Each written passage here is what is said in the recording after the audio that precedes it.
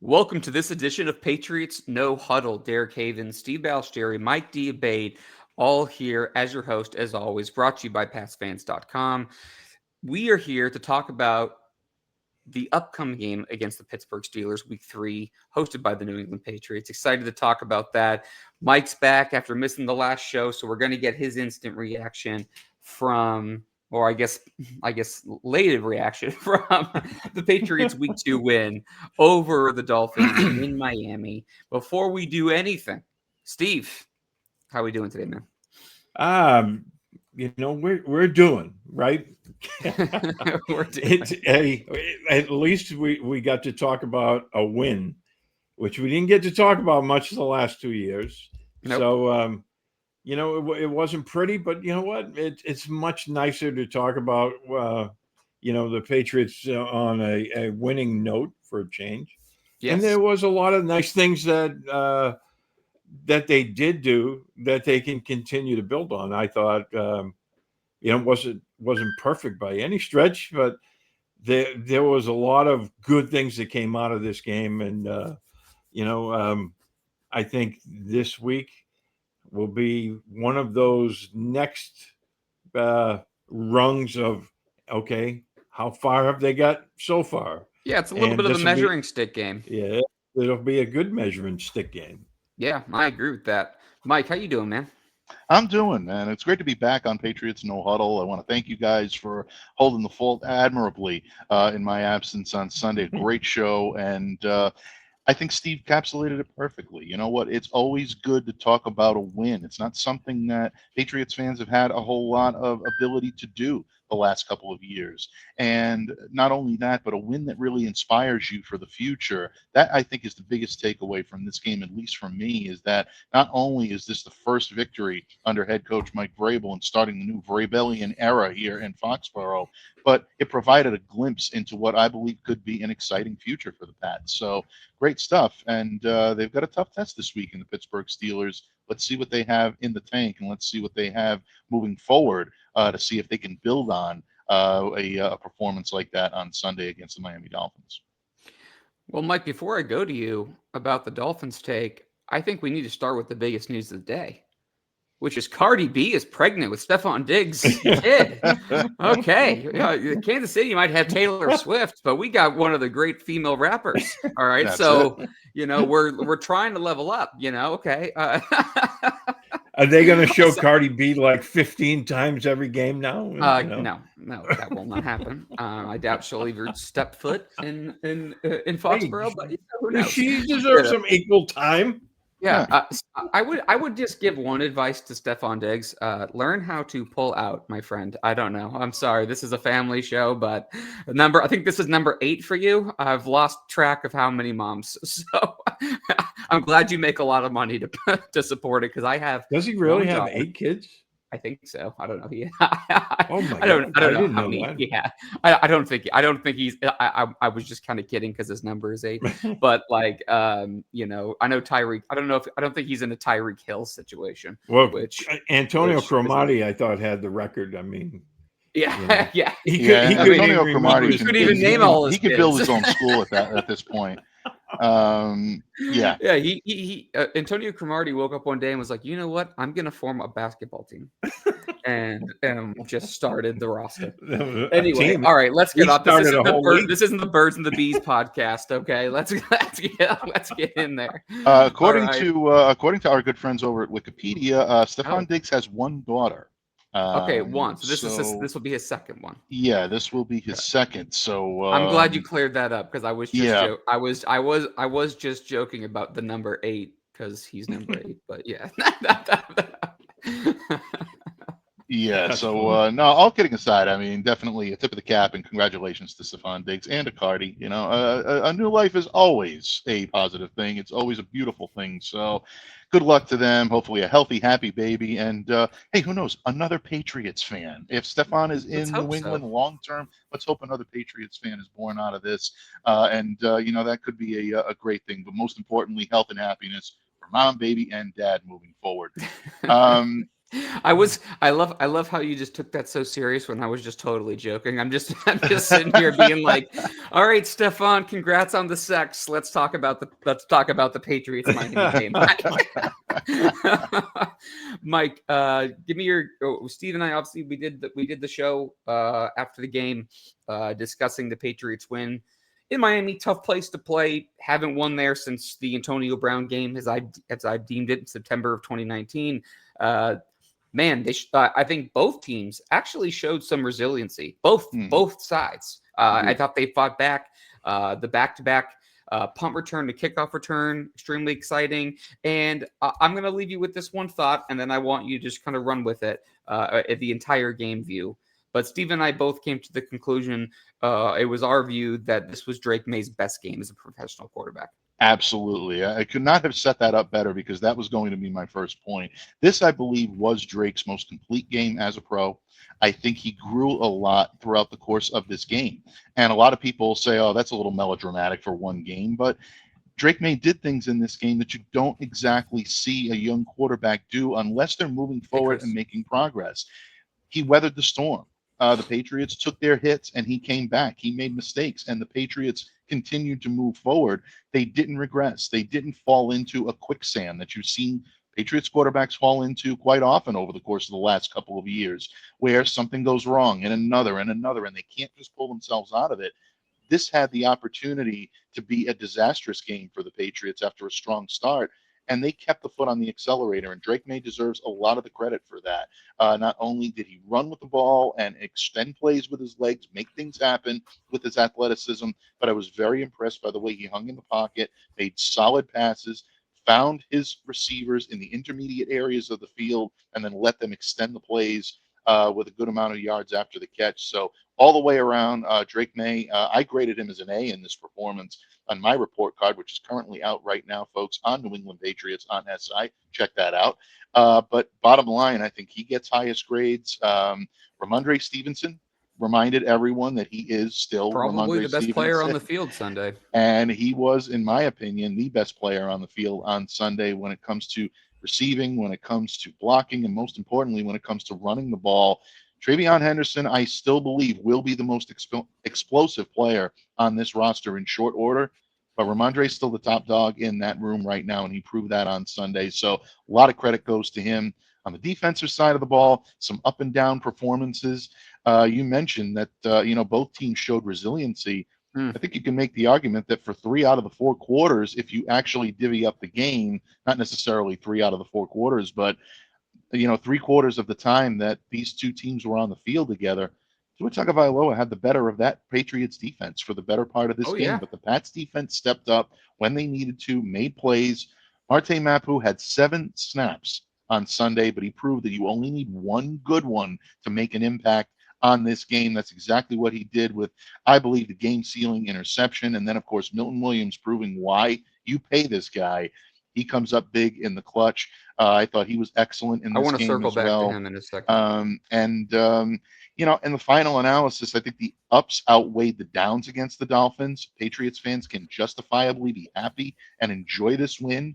Not for much longer, because here we are on Wednesday. We're ready to turn the page to the Steelers, but stuff that I would be concerned about if I'm a Patriots fan right now, most importantly, 12 penalties, 75 yards. That has to improve. That is simply not going to get it done in this league if you're playing a team that's more disciplined and more focused than Miami was on Sunday. So that's a big concern of mine. But all in all, we'll take the win. Yeah, great job, by the way, on your report card. I got to read it this morning before we came on. And again, I mean, look, people can say what they want.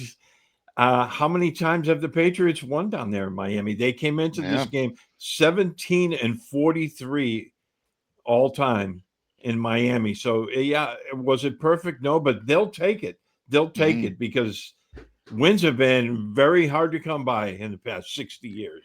Yeah, absolutely. And I think Mike, you hit on and that's a great number, Steve. I mean, it's not a great number for the Patriots, but it's a great stat for the show. Mike, you hit on a couple of things, and I want to kind of rapid fire through a few of them. Okay, so first thing is the penalties. Steve and I talked about that ad nauseum on the post-game show.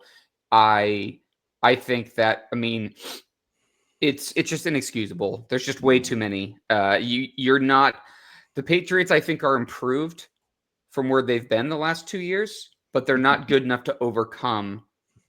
They're not good enough to overcome 12 penalties on most days. If the Dolphins weren't a complete dumpster fire, you're talking about probably a loss because you can't just have all those procedural snaps. The other thing I wanted to bring up to your attention. Well, I guess I'll agree with you, by the way, on Stevenson, of course, and May, both excellent performances. And you kind of brought this up a little bit, but I thought May's selectiveness to run. I think there was a lot of plays. If you watch this game back, there's a lot of plays where year one Drake May would have tucked and run, but he did hang in the pocket, to your point. I thought more often, and he did want to deliver that ball. And yeah, he had a couple go away, but 19 for 23. I mean, I'm not going to sit here and argue with that. 2 passing touchdowns, a rushing touchdown. Like, he was exactly the kind of quarterback that you're hoping to see in his 14th career start. He had almost as many touchdowns as he had incompletions. Yes. Yeah, that's a good point, too. The other thing, Mike, the last Miami topic I want to bring up before we transition to the Steelers is Steve and I had a conversation off air, as we do daily, and we've been talking about how impressed we have been with Will Campbell and Jared Wilson. The left side of the offensive line, we were worried about having a 21 and a 22-year-old, rookies starting, one of them playing a new position versus a $20 million right guard and a 37-year-old veteran tackle on the right side. But I think the left side, I think you can make the argument through 2 games that the left side actually has been better. Oh, I agree with that. And you look, and the numbers bear that out. Look, Will Campbell turned in a clean sheet in pass protection. 31 out of 60 snaps that he took over the course of this game. Look, he's gone the distance now in both of these games, hasn't taken 1 snap off, 0 pressures allowed, an 81.3 grade for his week 2 efforts from Pro Football Focus. Anyone complaining about Will Campbell right now obviously isn't watching Patriots football and is not giving this kid his just due. He has absolutely been everything is advertised and more. Yeah, are there going to be moments where he does look like a rookie? Of course. He had a false start penalty on Sunday. There are still things that need to be cleaned up. There will be issues that he'll encounter over the course of the next few games and into, the next part of the season once the first quarter of the season kind of goes beyond where it is right now. But you really can't ask for more than what Will Campbell has given you. And Jared Wilson, the same. These 2 guys are rookies coming in, expected to play a major role, protecting a quarterback right now that is still coming into his own and learning the game from his own perspective, from a new offensive coordinator that is guiding him in the right direction. A lot of pressure on those guys right now, and they've stepped up, and I think they've played extremely well. The left side has been better than the right side, and when you think about the fact that Michael Wenu and Morgan Moses are on the opposite side, it sounds odd to say that, but I think it's been the case so far through the first couple of games. You're right on the money. And what have we not heard about Will Campbell for the first 2 games? Arm length. Thank you very much. Yeah. Doesn't really matter that much. It's tragic because and he he's can't even pull up his game. He can't even pull up his game pass rushers too. I mean, he's not going against some like 4th string, replacement that signed off the street. He held Bradley Chubb in check. Yeah. No easy task. No. I mean, he's a good player. I mean, Campbell has come. I would say this: Milton Williams and Will Campbell. And I know these are different situations. One's just one's a 4th overall first round pick, and the other one is a high profile defensive free agent that you signed. Both players have come as advertised, and honestly, both have exceeded my expectations to this point through 2 weeks of the season. And I like Williams has been awesome. And the last play kind of put the stamp or the exclamation mark on it, however you want to classify it. But he's been playing well throughout these games and been causing issues, and Barmore has been able to play off it too. And you saw that a little bit in week 2 versus the Dolphins. But, Will Campbell, we're expecting ups and downs. He's going to get taken to the woodshed in one of these games. I would be shocked if he didn't. It's the National Football League. He's a rookie tackle. He's going to see things. He's going to show he's going to see things that he's never seen. He's going to show tendencies on his game film that teams are going to study as the season goes along. There'll be a time where someone's going to go ahead and, as the kids would say, sun him. But I would say to this point, he's been just absolutely. He's steadied. He's kind of just. I guess I'll just say this. He's steadied the left side of that line when it's been a turnstile for a long time. And that's exactly why you drafted him as high as you did. So I just want to give him. And I just want to give him. I wanted to interject about Milton Williams. Something. Yeah, please. What haven't we heard about Milton Williams for the first 2 weeks? Well, I would say probably his fatigue, Steve. A lot of people worried about. Oh my God, that was it. I mean, he only played 40% of the snaps in Philadelphia, which is a relatively valid concern, though. I mean, no, it wasn't, because when you look at the guys they had there, it would make complete sense for them to rotate guys in, because they were just loaded at defensive tackle, which they still are. Even though they lost Milton Williams, I watched them against the Chiefs. That group of guys there, they just kept rotating them in, and that is like an awesome defensive line. But I wasn't worried about Williams, because again, if you have that much talent, why not keep fresh legs on the field all game long? Sure, it was never a concern for me. I thought it was way overblown. And thus far, he's been playing. I think it was Mike. You might have the exact. It was either 68 or 69% of the defensive snaps. 68, yeah, it was 68%. He played 39 snaps on Sunday. Yep. Obviously, saved the best for last. Right? Poetic justice there. But no, I think that's a great number for him, though. You know what I mean? Like, absolutely. Keep him fresh, and then let him do what he does best, which is penetrate and get to the quarterback. And when you have a player, to your point, Derek, he has been consistent, very, very good this year. Yeah, they might not be splashy plays, all the time. I mean, obviously the game sealing sack, to Mike's point and our point, like that obviously is a splashy play. But you watch that push up front. Yeah, he's making an impact. Him and Barmore looked really good in this game too. Yes. The two of them inside gives the opportunity. They're only going to get guys. Better. Yeah, gives the opportunity for Kavion Chason and Harold Landry to kind of turn that corner. And I think Chason's been better. I mean, there's a couple of guys that I've been incredibly impressed with. Chason's one of them. I didn't really think much of the signing. I think given the fact that Vrabel thought enough to give him the game captain for week 1, the fact that he got votes from the team to be a team captain potentially, his ability on the field, he kind of makes plays. I think they're going to be signing Caleb Von Chason to a multi-year contract here in short order. I would be shocked otherwise. I don't think this is a one and done deal. I think he's going to be here for a bit.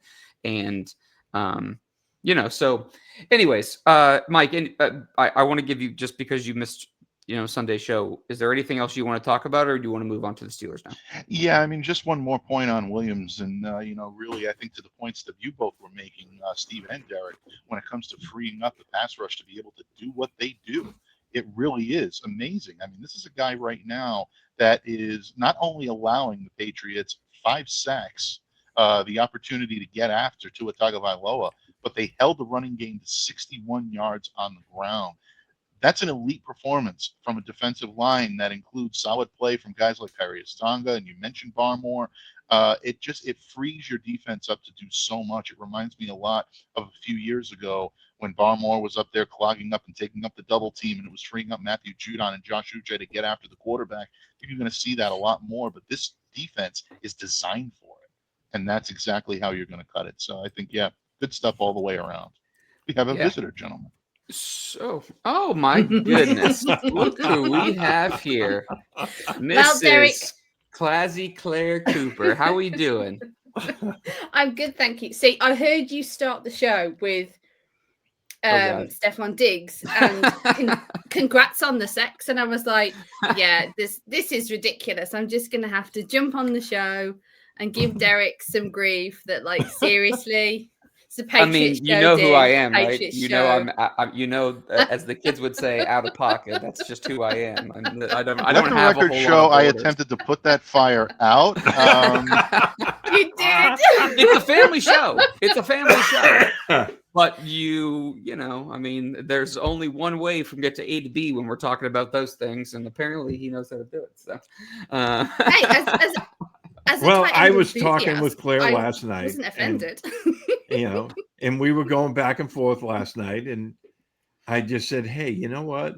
I think it's time for you just to come on and give Derek a hard time, because Russ isn't here to do that anymore. oh, yeah. So somebody has to give Derek a hard time. Well, she's better looking than Russ. I'll give her that. For oh, sure. well, yeah. I don't even It's a think low Russ bar. would argue that point. Love you, Russ. Claire, let's hop in with us. We're going to talk about the Steelers now. So we got the Steelers preview this week. Claire, I'll give you first dibs since you're joining us. Mike, I'll go to you next. Give me your first take on the Patriots playing the Steelers this week. I think it's going to be an interesting matchup. You know, the Steelers, I don't really think a whole lot of them in terms of like a potential playoff team. They could crack it because they're always kind of hovering around that line. But I do think it's kind of a measuring stick game, as Mike and I were discussing earlier, because you are talking about a team in the Patriots that is trying to get close to that contention as they build and as they rebuild and as they grow with the new staff, a lot of new players. So I think it will be a tough task for them this week, but they are playing at home and they are playing a veteran quarterback. Yeah, he's not the same player he used to be, but he still has shown that he can still be dangerous at times. I love it, Derek. You're like, I want to get everybody's thoughts, but here is everything. And then we all run out of topics because Derek's covered the ball. I need to, you said that the break, you know, the biggest news was the Cardi B thing. And I was very disappointed. I was joking. Derek, I know. And I'm just giving you grief. You know this. That's fine. But bring it on. I have my own very big news as you guys were recording and I was trying to get ready and the whole show ready crap and the things like this and listen to what you guys were talking about so that I don't end up repeating. And I think whilst you were on air, the Steelers have signed tight end Matt Sokol to their practice squad. Shut up. No, I kid you not. That's so cool. Oh, wow. Well, Don't now I diss know. the Now I know Sokol. the His Steelers. dad is never win. amazing. That's So it. don't diss the Well, Sokol. that's it. But they have signed him to the practice squad. So there's some time. I bring you on Patriots No Huddle, my first appearance on Patriots No Huddle, actually. I come over from a Clare Perspective and I bring you tight-ended breaking news. Well, breaking-ish news because Nice it broke double half an hour ago. But yeah. Well, see, I I had didn't play. arranged that with Mike Tomlin this morning. So to coincide with your visit, so it would be breaking. And thank you, Mike. Bravo. You know, Bravo. Mike Tomlin is, Well you know, done, Steve. he's a friend of the show. So, you know, Yeah, friend of the show. Yeah, Steelers building I love Patriots PA down there. I mean, really, Yeah. you know, you got between Pittsburgh and Washington, Mike. I mean, Yeah. down there. Yeah, I mean, don't it's know. they're building a nice little Patriots haven down there. Did you guys know that they've picked up John Bentley as well? John Bentley's on the Yeah. Steelers practice Yep. squad. Bentley You is guys going. know- Yeah, oh, Bentley was Yeah, signed that was a last week well-timed. to the Steelers That was a practice well-timed signing. I was like, oh yeah, I'm shocked to see that. I've never seen that before. About to play the former this is it. team. Well, this is it. Honestly, But, I feel like the Patriots are missing Bentley a little bit, but that's kind of a story for something else. Yeah. yeah, we'll get into that Yeah. when we break down the game, because you know, that's who was missing? yeah. I mean, well, we can actually jump right into that now Do because it. Bring it up. you know, with the linebackers, you know, everyone knows I was like leading, you know, cheerleader for the Robert Spillane signing. And I stand by that. Same. I think he's going to be fantastic, but he's not off to a fantastic start of the season. No, he's been pretty bad. Yeah, and I mean, the surprising part to me is how many tackles he's been missing. That's his strong Mhm. suit. He's made 6. He's apparently missed 8 by Yes. some calculations. Yeah. Yeah, I read that as well. I mean, but you can see it on the tape. He's been missing tackles, and that is very unlike him. So that's something that this week definitely they'll need to tighten that up, especially him and Christian Ellis both missed a bunch of tackles in Well, Miami. Steve, can I just interject a point on this Sure. thought too? Is that and go right back to it, but I do think there's an element that people keep forgetting. It's not just on offense; it's on defense too, where there's been a lot of new starters, a lot of new players. They're learning to play together. When you play in the system for a while, or whether that's it's not just 2 games. We're talking about, let's see how it looks 8 games in, 10 games Sure. in. They have to feel off each other, especially defense, because you're not acting, you're reacting. So there is going to be a little bit of a new system, relative new system for him. I'm sure there's some crossover, but relative new system to Terrell Williams' first year as a defensive coordinator and new guys around him. I do think that we have to give him a little bit of give, for the first couple of weeks, and then wait. If this is still an issue when we're talking week 12, then we're having a different conversation. Right. And like I said, I still think he's going to be fantastic. But, the first 2 games, I mean, we talked about how Milton Williams has really stepped up and played well, but he hasn't. And he's been good in the running game, where, he's been struggling in the passing game. And as you said, they have a lot of new moving parts. And guys are going to have to find their role and get uncomfortable. But it is something to monitor this week moving forward, playing the Steelers. I mean, their offense is probably a little bit better than what they faced last week in Miami, although you would never know when they play Tua. I mean, because he always looks like Peyton Manning. Yeah, it's and Joe Montana rolled into one when he plays the Patriots. But I do think that offense that they're facing this week, it's a different offense and will present some challenges to them. And hopefully we'll see Spillane and Ellis step it up, Yeah. I mean, my biggest concern for this game, TJ Watt for one, because they'll move him around, but Morgan Moses has really struggled the first 2 weeks. And Will Campbell's still a rookie, and you're talking about one of the top 3 pass rushers in the league. And TJ Watt, we can rank him however you want him, but he's in the conversation. And you have a rookie tackle on one side who's played well, and a right tackle on the other side who has struggled. So I don't love, depending on where they move him around, how that's going to work out. So that to me is my biggest thing. The second thing to me is, Aaron Rodgers looks a little bit more comfortable in the offense, and the secondary has showed its lack of depth. I think it'd be a great time for Christian Gonzalez to return, because I think they sorely miss him. Mike, what do you think about either that or any other topic that you want to bring up as you're thinking about the Steelers-Patriots matchup?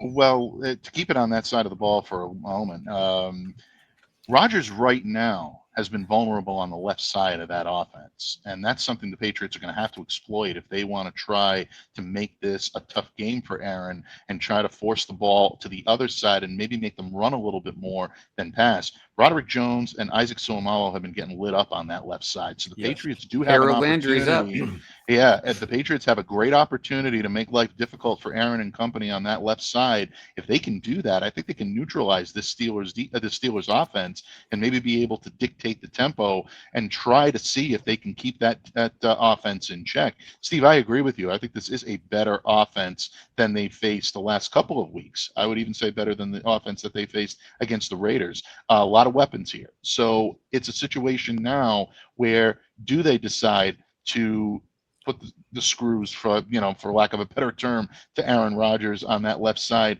I think that's going to be the key. How is that defended by the Patriots? How do they go about neutralizing this team? If they can keep that offense off the field, then you can start to take a look at the offensive side of the ball. And to me, in this game, this is a perfect opportunity for the Patriots to be able to run the football. That Steelers defense has been gashed back-to-back weeks. Yes. Breece Hall had 107 yards, averaging 5.6 yards per carry. Kenneth Walker last week, 105 yards, 8.1 yards on average. So Ramondre Stevenson, Travion Henderson, even Antonio Gibson, they're really looking at that and saying, hey, you know what? We can make things happen. And in that regard, I think you'll see the run blocking from the tight ends improve. I think you'll see the offensive line relax a little bit. There are opportunities for the Patriots to make this a very productive game on both sides of the ball, but the strategy has to be spot on, because if it's in any way deficient, then the Steelers are going to be able to exploit that. They're too good and they're too well coached from a experience perspective for the Patriots to leave anything to chance. Yeah, I think this is going to be a big week for both Stevenson and Henderson. I'm glad you brought that up.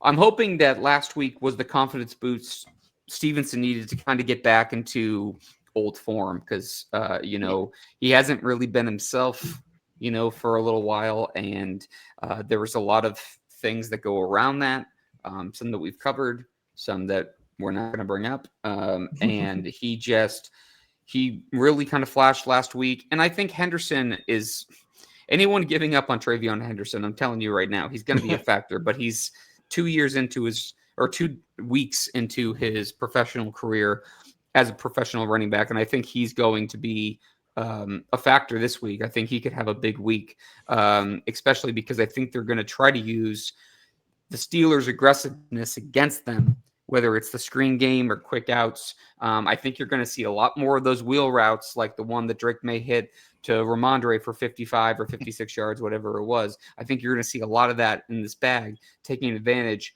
of a front that's going to come after Drake May this week. So I think that'll be interesting for sure. Claire, what are your next thoughts on this game?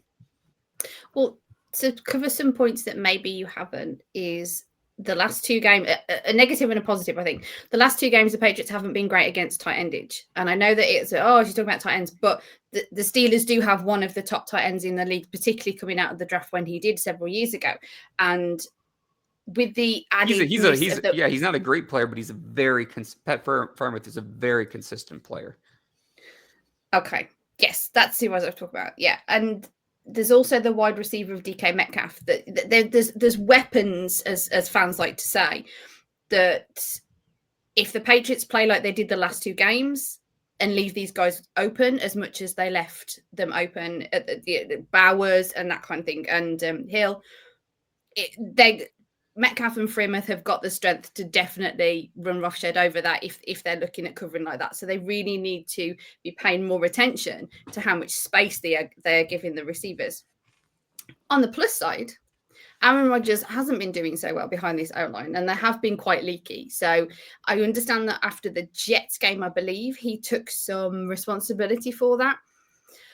And not to throw shade on his character, but I don't believe that after 3 or 4 weeks, he's going to be taking the same kind of responsibility for something like that, because he's going to get annoyed, and he's got that diva situation. So he isn't going to be enjoying it.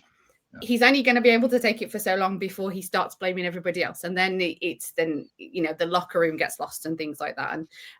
And so, yeah, if the Patriots can unnerve Rodgers enough, I think you'll get him rattled. He isn't the guy that he used to be.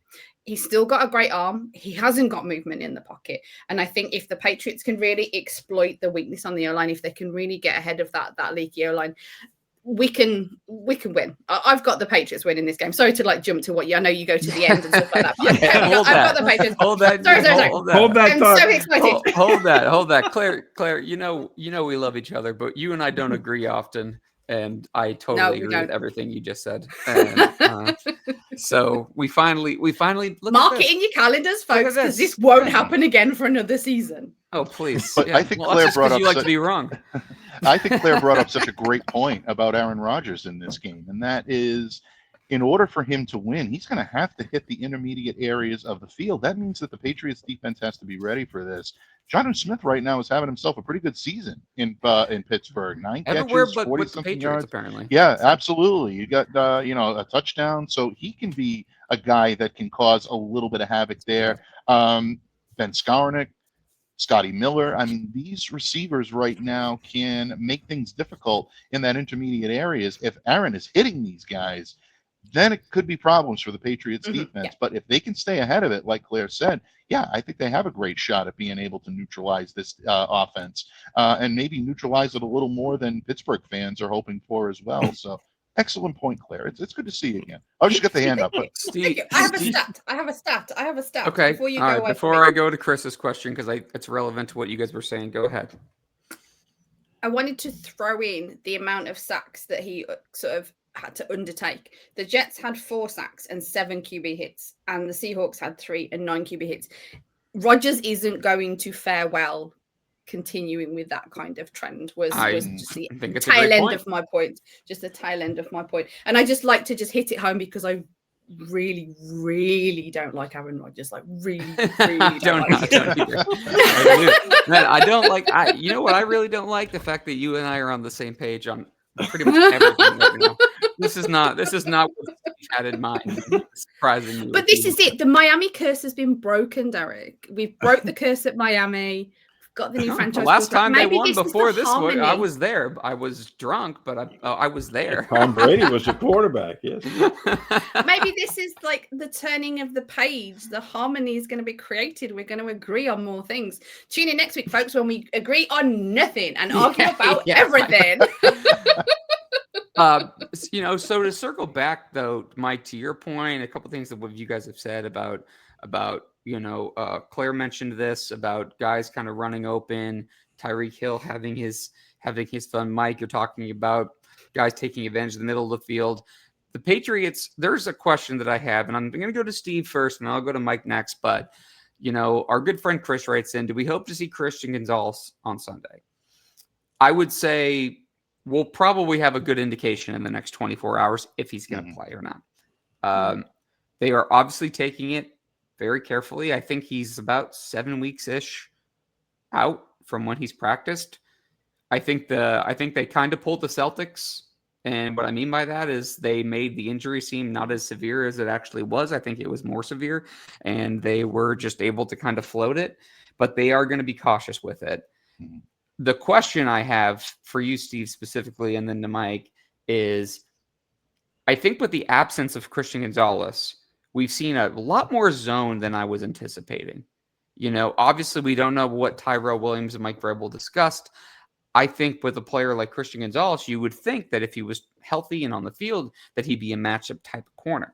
Do you think they're playing more of the zone, Steve, because Christian Gonzalez, because he's, absent? And do you think when he returns, do you think they'll go more man-to-man? Because you would think people like Carlton Davis, Marcus Jones, Christian Gonzalez, like those are more matchup guys to me than zone guys.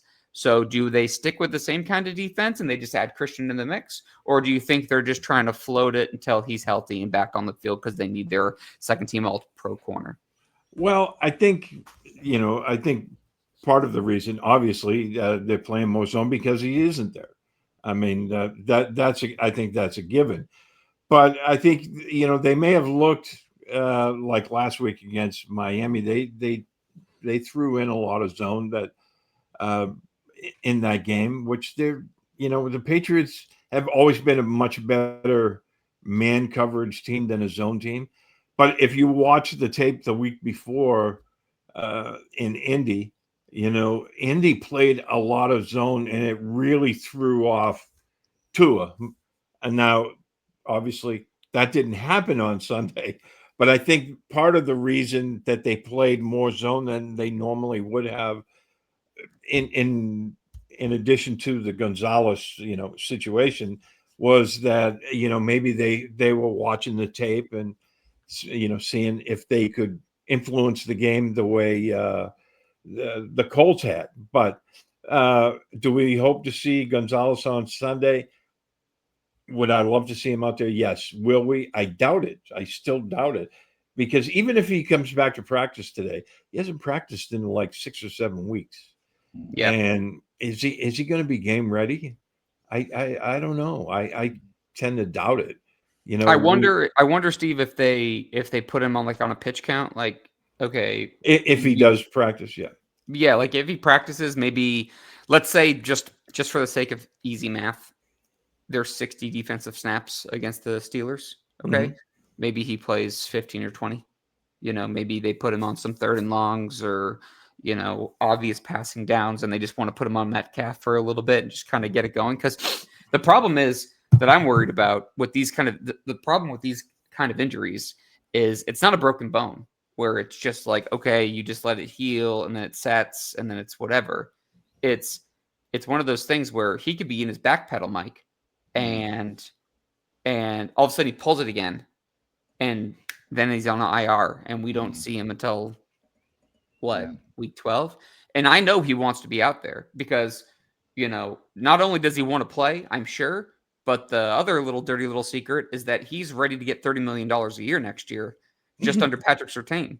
So he needs to play. He wants to play. He wants to go ahead and there's no way he doesn't want to be on the field right now. He has money on the line because he's eligible for his contract extension and he's the next one up. So that is not, I mean, I know some people will scoff at that. Like that's an issue. I mean, if he's not on the field, it's definitely because of, it's definitely because of health. It's not going to be because of anything else. It doesn't behoove him to be off the field at this point. And, I saw some people, I'm not going to mention who, were giving him flack because he was doing some NFL Network stuff. I would like to remind people that he is Hispanic and it's Latino Heritage Month, and he was doing something as like kind of like a thing for them. I think it had nothing to do with. They probably recorded that like in June. Yeah, exactly. Yeah, exactly. It's so dumb. People just want to pick at every little thing. I'm like, there's no way he doesn't want to be on this field. He wants to get paid. Yeah. He's the next one up. They probably recorded all those bits like in the offseason what I think it was with Kay Adams, right? It was Good Morning Football. He was on yesterday morning, and they asked. But was that with Kay? Is that Kay Adams on there though? No, that would Kay wasn't. No, Jamie. Thank you, Claire. Who was it? No, I didn't hear what Claire. I'm sorry, I didn't hear what you said. Oh no, it's Jamie. Jamie Erdahl. Yeah.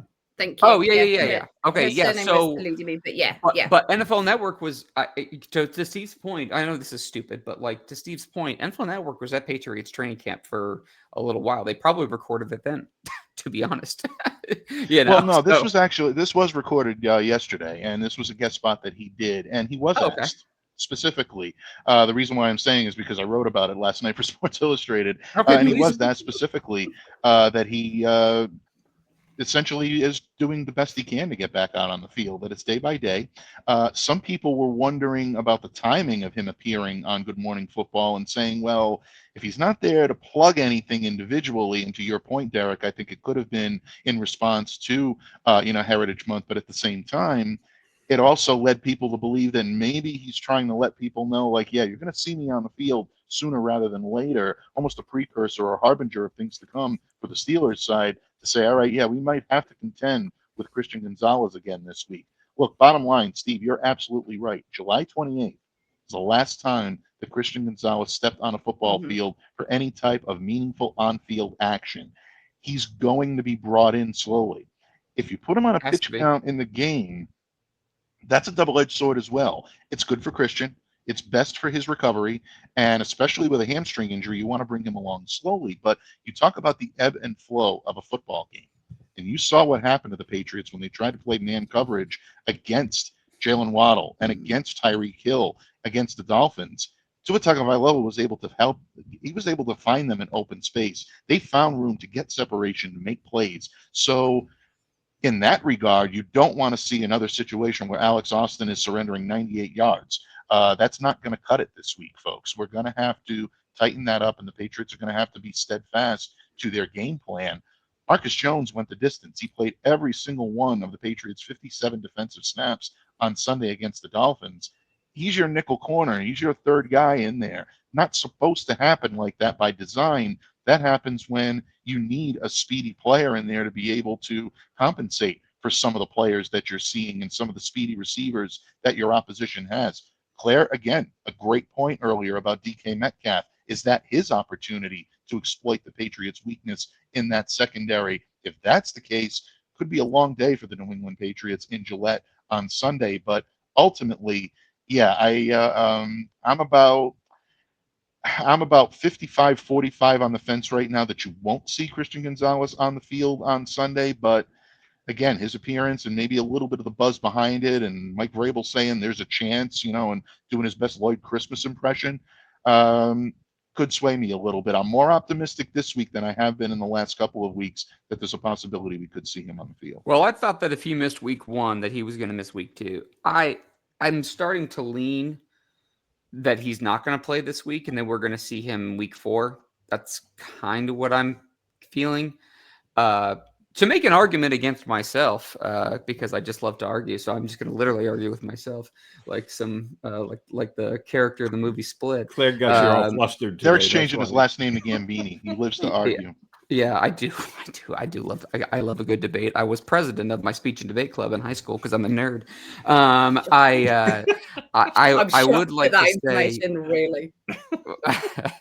I would wonder if, we're talking about, or I mentioned putting Christian Gonzalez on a pitch count.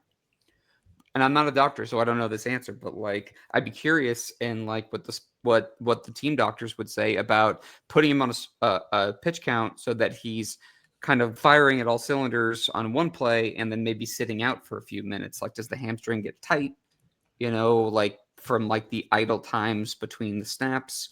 I don't know. I don't know about that answer. I'd just be curious about it. I do want to do the predictions for the 3 other games that we always do. Before we get to that, though, I would like to flip the page to the Patriots offense real quick. Yeah, please. Because one thing, the Steelers' defense has been basically the same defense for a very long time. It's kind of like the Bill defense was here in New England. Josh McDaniels has a lot of experience going against that and a lot of success going against that. Mm-hmm. And that was one of the reasons why I asked Claire to come in, because I think this could be a very big week for one Mr. Hunter Henry. Because you go back to those Patriots Steelers games. I mean, if it wasn't Gronk, you even go, it was Wiggy, right? I mean, all those games back then, Ben Watson, I mean, they always found a way to get the tight ends involved in the games against the Steelers. And Derek, you brought up, Travion Henderson, Ramondre Stevenson, Antonio Gibbs. I think in the passing game this week, again, you go back to the games with Kevin Falk, right? I mean, all the way back that far.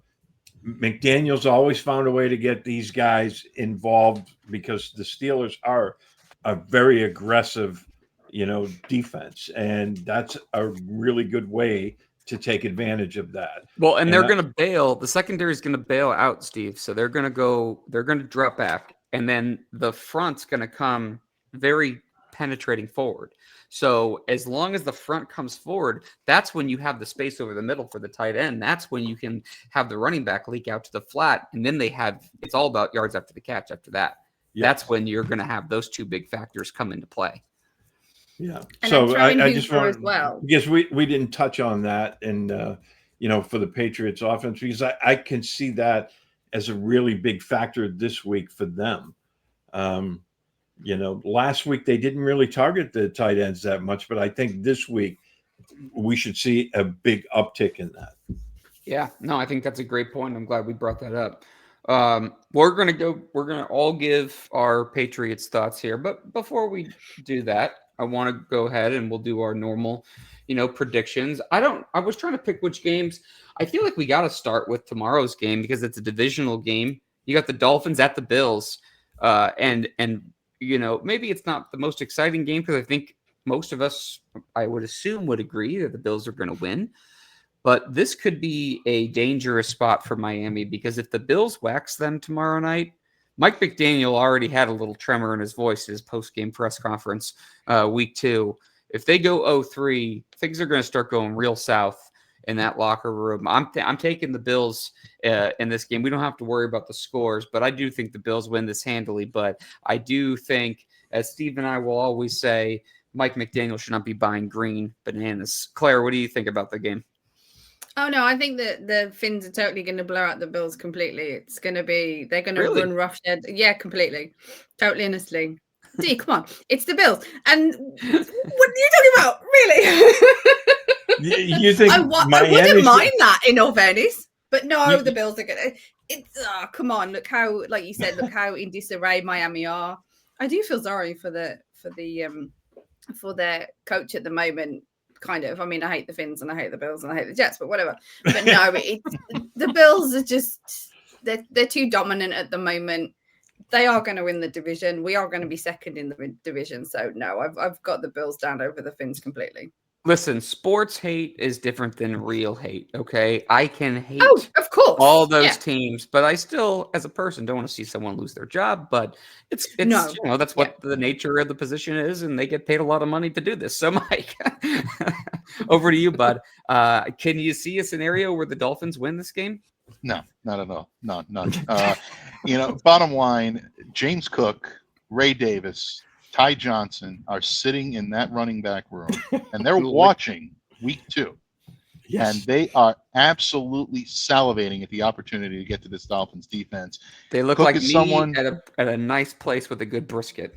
Absolutely. Yeah. I mean, they are right there, with the knife and fork in the hand, and they are ready to pounce. Cook can receive out of the backfield. He can run the ball in early downs. He is your bell cow back. He's going to be your Ramondre Stevenson this week. Ray Davis, I don't think, gets enough credit for being the third down weapon that he is. You're going to see him take on maybe the Gibson role a little bit, maybe a little bit of Travion Henderson mixed in. And Ty Johnson can give you a few carries out of that backfield as well when you need him to. But bottom line, this is a defense that Josh Allen can exploit. You saw what Drake May did when he had the opportunity to extend plays and make plays in the open field. Josh is going to be able to exploit that. And I do like the Bills' ability to be able to confuse Tua and to be able to keep him off balance. So, yeah, I don't see a circumstance where Miami wins this. I think going down 0-2 and now with all of the weight kind of crashing down on their shoulders, the one team you did not want to have to look up to and say, this is my opponent this week, is the Buffalo Bills. They got them. Bad look of the draw for Miami this week. Yeah, I think Josh Allen's going to have a monster game. Running the football, throwing the football. Last week, the three of us, we talked here, Claire, Miami's secondary was kind of a mess.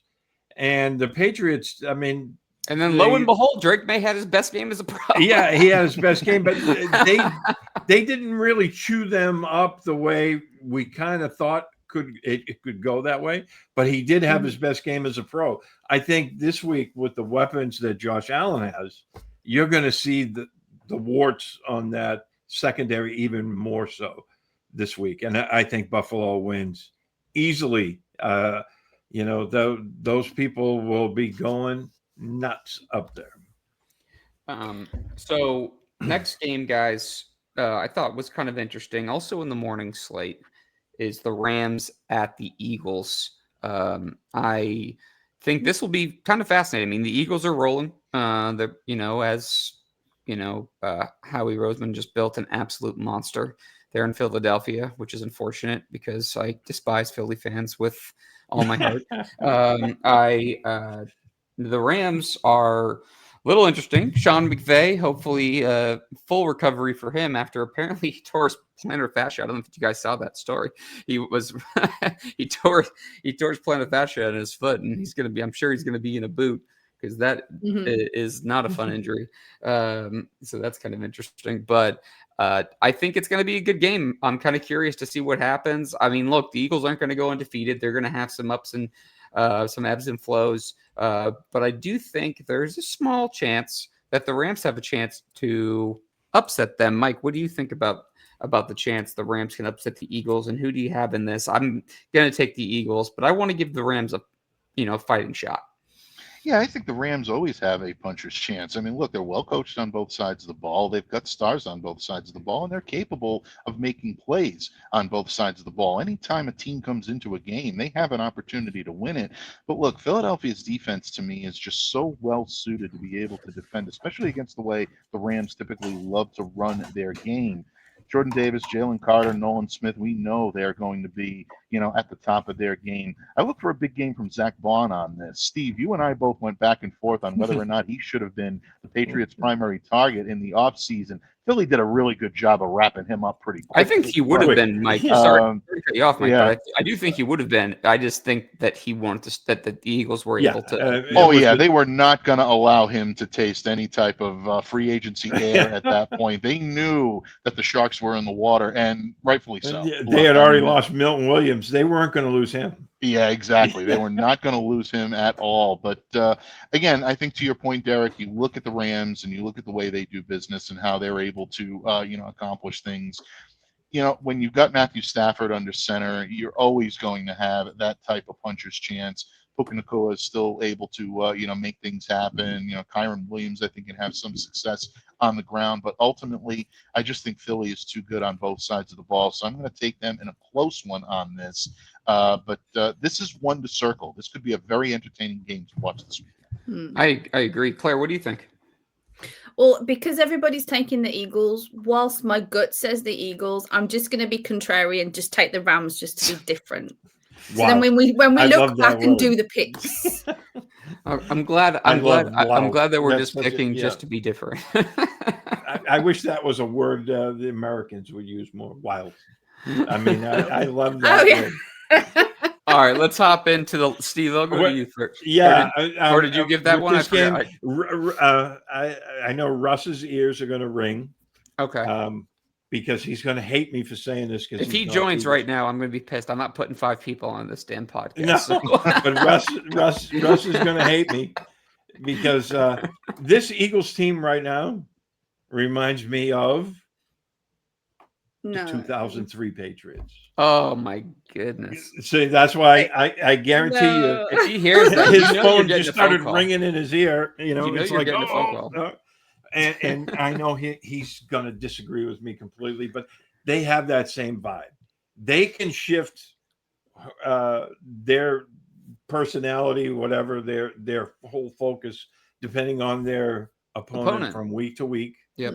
You want to play smash mouth football. Okay, they'll play smash mouth football. You want to throw it all over the field? They have the weapons to do that too. And that defense, they can play against anybody. And that's why they won the Super Bowl last year. And I haven't seen anything right now that says they're not going to be in the mix again this season. Well, you have a dominant front seven, Steve. You got an opportunistic secondary there. You got 2 very good receivers. Excellent receivers, a very good tight end, big offensive line, smart quarterback that's decisive with the football, good running game. You're right. I mean, that is a good comparison. It just and like and like in 2003, the Patriots had a bunch of close games, right? And teams would be like, we might catch him, and then in the second half, they just put their foot down right on your throat, and and then that was it. And that's all she wrote. That's why I think the Eagles will win this week. But I do agree with you guys. I think it's going to be a good game. But I just think they're from that running game of theirs and whatever. I mean, it's just they're going to be a tough out. I have multiple TVs going this week. I'm gonna have my laptop going. I got 3 TVs on it because I got my buddy watching his Packers. I'm gonna be watching that game. Gonna be watching the Patriots, and I'll be watching something else from the news. But I'm not gonna get into politics. So anyway, last game is Lions at the Ravens, guys, which I think is gonna be a fun one. Lions, the Ravens look really good. There is still, I would tell every Ravens fan, I'm not surprised you look good. I want to see how it looks in the postseason because that has been an issue. And until they get that monkey off the back, whatever. But they are still a threat. And Lamar's playing excellent football. They scored 80 points the first 2 weeks. I know. They're playing very well. The Lions really could use a win, though. And they're going on the road.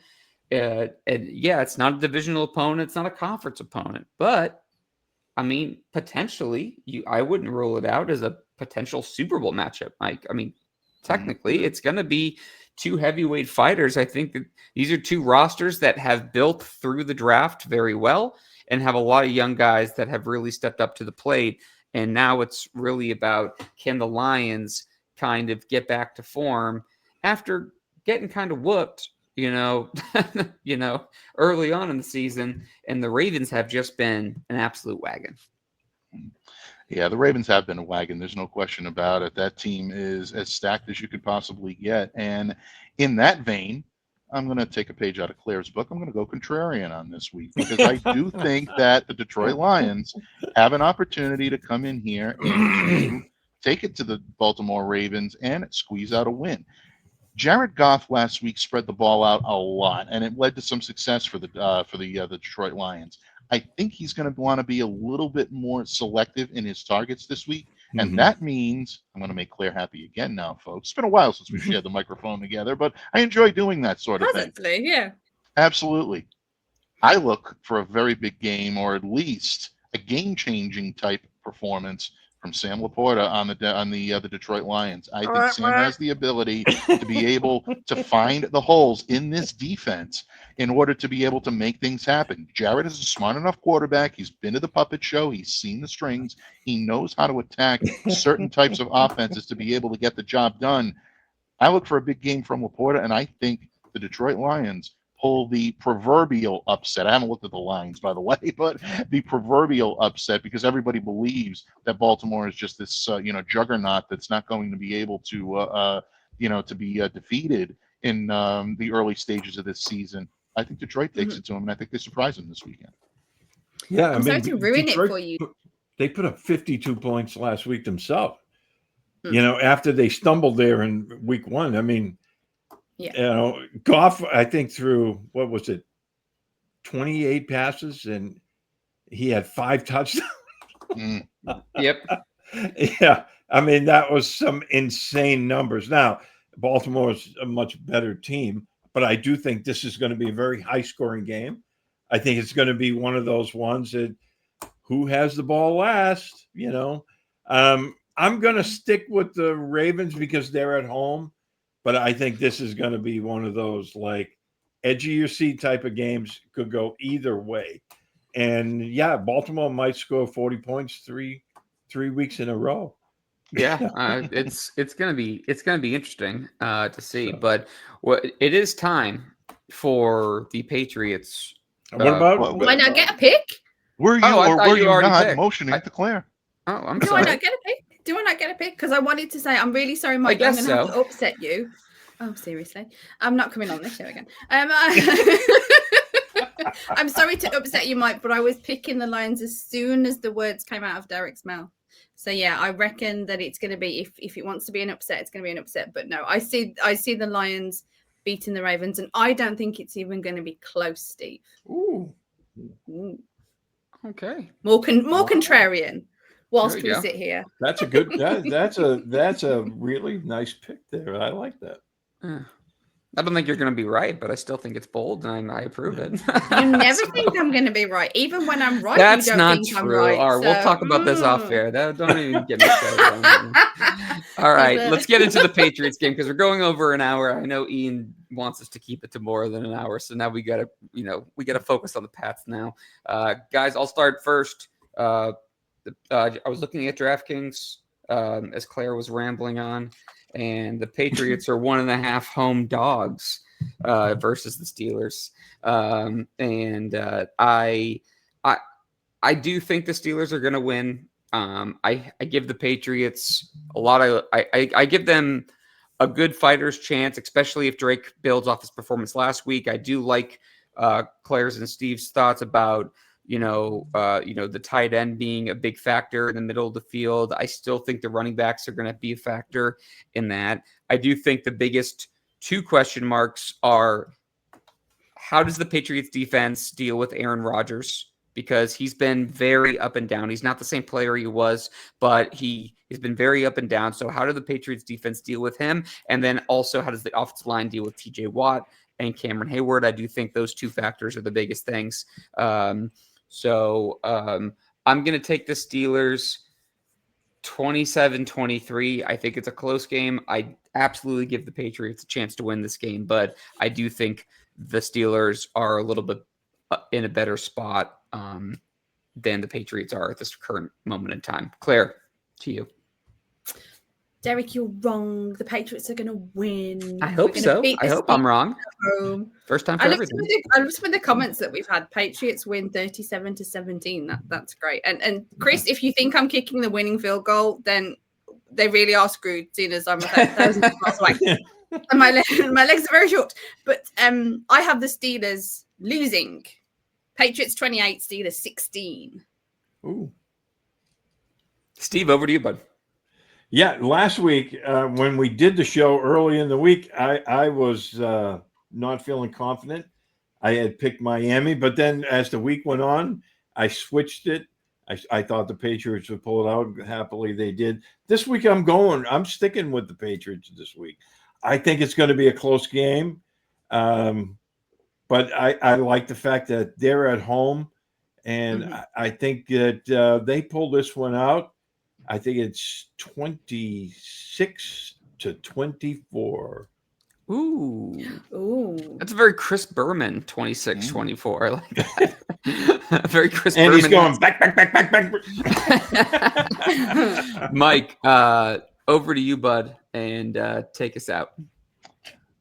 Well, in that vein, I'm going to agree with my Patriots paisan and my good friend, the illustrious Countess of Claz this week, and I'm going to say the Patriots take this one.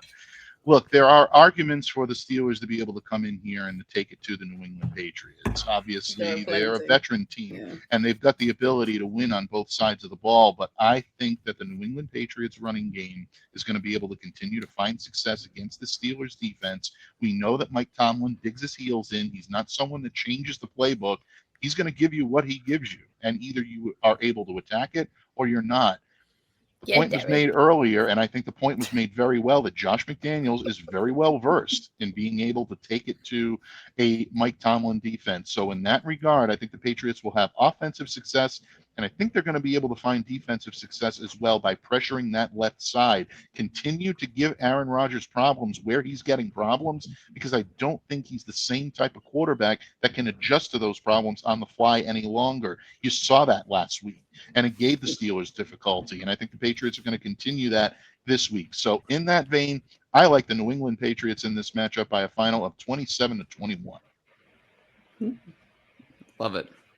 Yeah, no, I guess I'm lone wolf in this one, huh? So, I mean, it is what it is. I like I said, I do feel that there's some confidence being built in that building, and it's going to take a while for Vrabel style to go ahead and kind of really latch onto the team, and it really comes down to again the quarterback play. I'm interested to see how Aaron Rodgers looks. I've seen some of his performances. I know he had a good performance the other week. But Drake is coming off his best performance. How does he respond from that? And how does the how does the team kind of respond to handling a veteran quarterback that has one of the best arms in NFL history? So it'll be an interesting thing to do. I want to thank everyone who has joined live. Please do subscribe to us on Apple Podcast or Spotify. Like, share, leave us a review. Keeps us high on those podcast rankings so other Patriots fans can find us.